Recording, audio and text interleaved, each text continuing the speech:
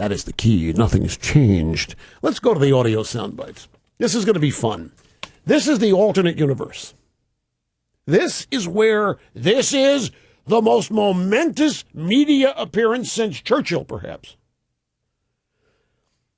Last night on CNN's Anderson Cooper 14, he spoke with Republican strategist Alex Castellanos, Republican strategist, inside the Beltway, Republican strategist. Cooper said, how do you think Obama's announcement on gay marriage, how do you think it plays out there, Alex? There are some Reagan Democrats out there, some guys with names on their work shirts who are going to think the president's culturally different from them. He's putting something on the line there for something that he believes he's come to believe in, and that's important. More downside than upside politically for the president. You've got to admire him for that. Why do we have to admire him? Let me translate what Alex said here. When he says there's some Reagan Democrats, guys with names on their work shirts, these are union guys, blue-collar people, with the name Bud, and over the left pocket. And they're not going to dig this. Alex is saying these people, these real men of America ain't going to dig this. But Obama, he put something out there he really believes in. He's come to believe it. So Alex buys this evolution garbage.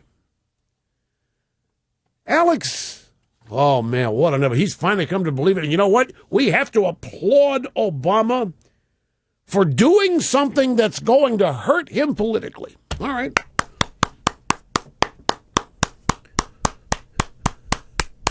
I'm applauding Obama for doing something to hurt him, but what a courageous act. I told you I'm going to foul humor today. Let's applaud. What a courageous act. He only got, what did he get? $1 million in the first 90 minutes. Let's go back to timeline. Just one of the reasons I'm cynical about this. Look at the timeline here. We know the New York Times has been obsessed for years with promoting the gay agenda, particularly gay marriage. Their number one cause, bar none. Gay rights, number one cause, New York Times. Nothing even close.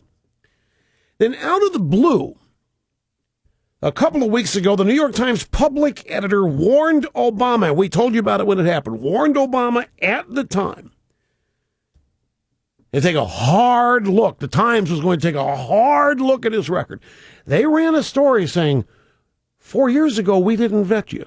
We're going to vet you now. We laughed at it. We made fun of it here, but they still published it. They published a warning to Barack Hussein Obama that the Times going to take a hard look at his record. Then, that's a couple weeks ago. Then 2 days, a couple of days ago, the Washington Post pointed out that 20%, 1 out of 6 of Obama's top bundlers are openly gay. 1 out of 5 are openly gay. And that they are withholding donations because of Obama's stance on gay marriage. So 20% of Obama's money was on the sidelines. 20% of the people raising money were on the sidelines. Just 2 or 3 days ago, because of Obama's stance on gay marriage. The Washington Post also reported how one of these bundlers, who is also the head of the most militant gay activist organization, Human Rights Campaign, buttonholed Biden over his position on gay marriage. And it was that exact conversation that Biden had with the militant gay activist guy, one of Obama's bundlers. That conversation that Biden later related to NBC when he said he was comfortable with same-sex marriage. New York Times story 2 weeks ago, we are going to vet you. Washington Post, 20% of Obama's bundlers are gay and they're withholding their money and they're not raising money. Biden ends up somewhere where one of those bundlers, who a militant gay leftist activist, basically warns Biden that the community isn't happy. Biden goes on NBC and says, I'm happy. I'm comfortable now. I think we got no problem here. But now we're being told that Biden forced Obama's hand. Everywhere you look today, that's the template. That's the lie. That's the spin. And they can get away with it because it is something that Biden would do. He's known as Mr. Gaff. You remember Rachel, Biden in St. Louis? Selected official Chuck somebody. Chuck's in a wheelchair. Biden looks at him, stand up, Chuck. Let's hear it for Chuck. Stand up. Oh, God bless you, Chuck. Oh, yeah. What a great guy. Chuck can't stand. Let's everybody else stand up for Chuck. So it's entirely understandable that Biden could go on, meet the press and go rogue. And that's the story today. But that's not what happened. And then Biden goes rogue. And then the pressure's on. And the media starts asking the spokeskid, well, what's Obama's position? The spokeskid stumbles around and hems and haws and doesn't know what to say. And we're told that Obama's really, really struggling with this. Obama's really, really wrestling with it. Oh, he's just agonizing over this. Oh, what Biden did and the whole question. Not agonizing over the loss of money. Not agonizing over the fact the bundlers are sitting on it and not raising any money. Not agonizing over the real. No. He is agonizing over his position on gay marriage. Oh, it's so stressful. It's all that's on his mind. It's the only thing he can think about. He's pressured. He knows he hasn't had enough guts up till now. He knows that he has to come to full evolution. That's the story that was put out. When in fact, this whole thing is a script that was written a couple of weeks ago that has been, I'd have to say, pretty much flawlessly executed. Then Obama puts out this emergency call to ABC. Send me your toughest journalist. No. Send me Robin Roberts. She's good friends with Michelle. We trade recipes.